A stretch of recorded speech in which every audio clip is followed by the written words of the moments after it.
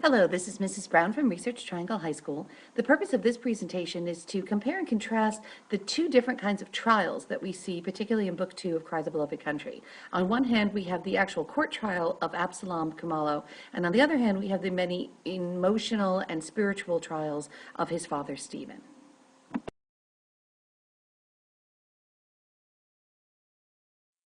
Now, in this section, we see Absalom actually having to go to court and defend his life, but we also see Kumalo coming to a number of trials and challenges. The first is realizing that his son is a murderer, and that's difficult for him, obviously, on two fronts. One is the penalty that his son is likely to face, but second, also the failings that he feels as a parent and wondering what went wrong, how did his son get to this point that he could kill another man.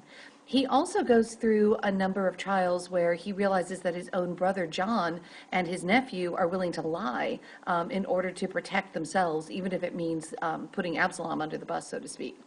We see some other kinds of people who face challenges and trials. The man from the reformatory worries about how this is all going to affect his school program when they find out that Absalom had attended this school and that the reformatory had let him out early, whether or not they'll be blamed by it.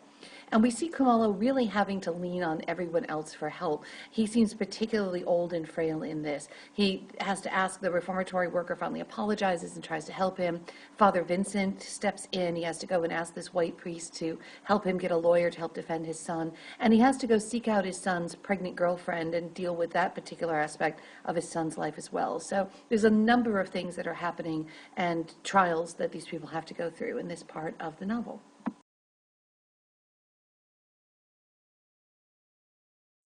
We get an important moment in here where Father Vincent comes in and tries to advise Stephen Kumalo and tries to give him one man to man, one priest to another, some advice about how to deal with all of these sorrows that he has. And he uses this analogy, which is very typical of the Zulu tradition of using a story to tell.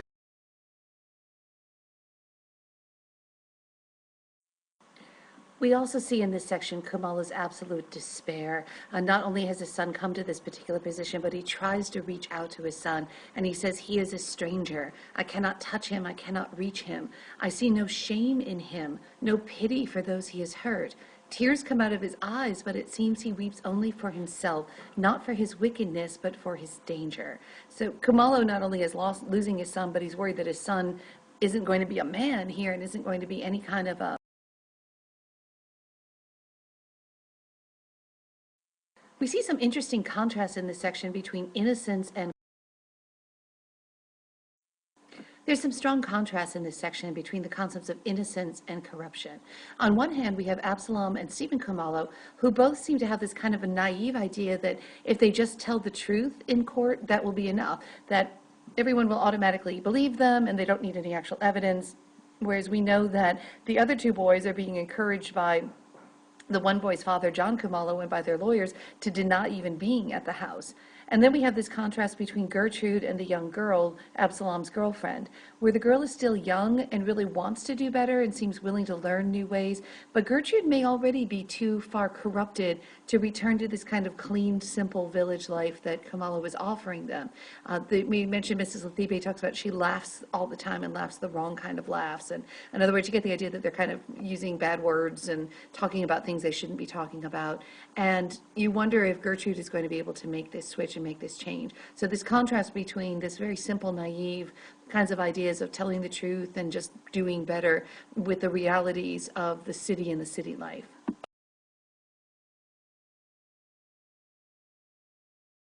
We also meet a very interesting character in this section, Mr. Carmichael. This is the white attorney who agrees to take Absalom's case, and he's described as being tall and grave, in this case grave means serious, like a man used to heavy matters, much greater than the case of a black boy who has killed a man. And it says that the warder knew him and showed him much respect. And Kumalo notices that he comes gravely or seriously into the room, even as a chief would go. So Kumalo also recognizes this man's authority and respect. And he agrees to take the case pro deo, which is just a term term meaning for free without taking a fee. We would call it pro bono in the United States. But the literal translation is for God. And Kumalo takes this as a sign that this is something that's meant to be, that he's going to be helping him out spiritually, as well as trying to get through the trial in this. And Mr. Carmichael says he will not defend the other two boys because he actually believes Absalom is telling the truth. And he wants to be able to paint this picture of Absalom as this young boy out in the village and exactly what happened to him coming to the big city and getting kind of, seduced into this corrupt life by these other two boys. And since the other two boys are telling a different story and Mr. Carmichael doesn't believe it, Mr. Carmichael is not going to be the defense attorney for these other two. So he's an interesting character, and we don't learn a lot about him, but the author actually paints some very interesting pictures to see how the role that he plays in this novel. In this section, we also meet Mr. Carmichael. Now, he's the white attorney who agrees to take Absalom's case, and he's described as being tall and grave, like a man used to heavy matters, much greater than the case of a black boy who had killed a man. We're told that the warder knew him and showed him much respect, and Kumalo even recognizes in him this kind of authority. He says he went gravely into the room, even as a chief would go. And he agrees to take the case pro deo, which is a Latin term, in which case he means really that he's not going to charge them anything for it. He's going to take it for free. In the United States, we would call this a pro bono case. But Stephen Kumalo hears this and recognizes that pro deo actually means for God. In other words, it's a good deed that you would do. And he sees this as kind of a spiritual sending, that literally this is something that has been an answer to prayers to have this man come along and help.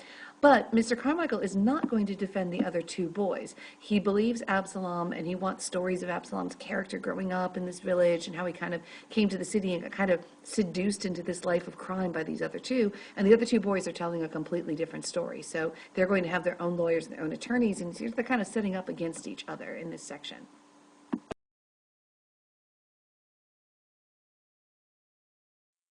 This is also the first time that we get a good close-up look of James Jarvis as the point of view shifts at the start of book 2, and we see Jarvis's reaction. And Jarvis begins by noticing, he lives on his plantation out in the countryside, which happens to be right next to the village of Dotchani, that the people seem to over-farm the land and overgraze the land. They let the cattle go and eat up too much of the grass so that there's no soil left, and when it rains, it all gets washed away, and they don't seem to have any education in farming methods, and it's causing a lot of drought and poverty, a lot of hunger in the place because they can't grow enough food.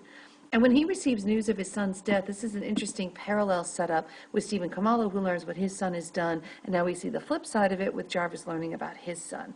And in contrast, where everyone, Kumalo seems so alone and has to rely on small kindnesses from strangers and people he doesn't know, there's these huge number of condolences sent to James Jarvis over his son, and there's this big funeral, and we have this contrast of just how isolated Stephen Kumalo is and how much of the surroundings are helping James Jarvis.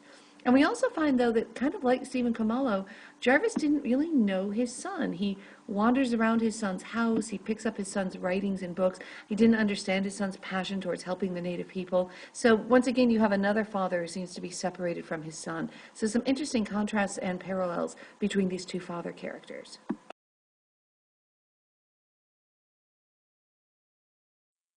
The courtroom shifts the point of view again back to a second person, and it kind of makes you feel like you're sitting right in the court. You sit down over here, you see this on this side, and you see this person come in. And we learn that there's some fairly strict rules and customs, and including the idea that the judges are trusted, that even the native people respect the white judges, but not the laws, that the people make the laws and the laws themselves are flawed, but the judge's job is just to carry out the law. So no one holds it against the judge if he has to come up with something that's or has to defend a law that even the law itself is corrupt. And we find that there is no lesser plea. There's no pleading guilty to unintentional homicide. It's either going to be a murder charge or nothing. And the point of view shifts as we get into the dialogue on the witness stand, and you get Carmichael trying to tell this story, and it's trying to really establish that Absalom wasn't the brains behind this, that it was not his idea, that he didn't have the intent, that he was kind of led along by these other boys and just did what he was told. And the other boys just outright lie, including selling out their own cousin here. And the judge ends up dismissing the other two. He said there's a lack of evidence. He does seem to believe Absalom, but there's no evidence to physically show that the other two boys were on the site of the crime, so he has to let them go. And then we learn about the other murder in the town over the time that Absalom's on trial. And the fact that now there seems to be this crime spree means the judge can't really be lenient and show mercy. He's got to kind of make an example out of Absalom. And does come in with a devastating verdict that he does indeed find Absalom guilty of murder and sentence him to die.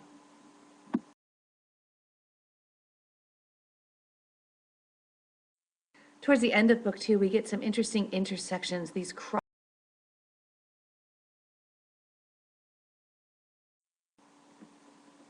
At the very end of book 2, we get some leave takings as Absalom tries to settle his affairs, recognizing that he's now been sentenced to death by hanging. He actually marries the girl, so he brings her formally into their family, which means his child will be born with a name, will be born into the Kumalo family. He talks about a little bit of money that he has left that he wants to go, and a name for the child, the name Peter if it's a boy, and pay attention to that. We'll talk about that soon, about, again, this idea of biblical allusions in the names. And he actually cries for his father, that he's going to, we'll probably never see his father again, that this relationship has been broken. We also see Jarvis saying goodbye to his son through the funeral and getting donations from people to start a school in his son's name to kind of carry on the work that his son had wanted to do. Kumalo has one last meeting up with his brother John. He offers him forgiveness, even though his brothers really treated him pretty badly here and, sold out his own child. And he sets kind of a warning to him and says, where are your politics taking you? And plants the seed that John could be in trouble with the authorities, that everyone's very afraid of him, and he himself could end up arrested for the outspoken way he's been acting, almost causing this kind of rebellion and uprising. And then Kumalo reminds him that even though John's son was not found guilty in this particular trial, that there is another judge. And he's referring in this case, obviously, to God and to the spiritual judging that he believes that his brother will face. They have a sort of small but quiet going away party at Mrs. Lathibe, and the chapter ends with Gertrude vanishing. So she could not be redeemed completely. She's obviously changed her mind. She's left her child to go back into the village with her brother here, but she herself has returned back into the city, presumably back to the life of prostitution and drugs and alcohol that she was living before.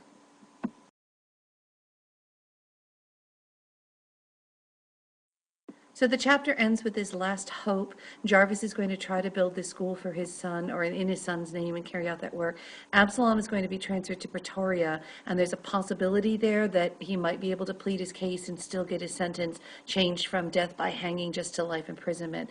And Kumalo now looks back towards the village, is going to leave the city behind him and return to Dundalk and try to rebuild with the new children, the new generation that are going to be born. And that's the end for book 2.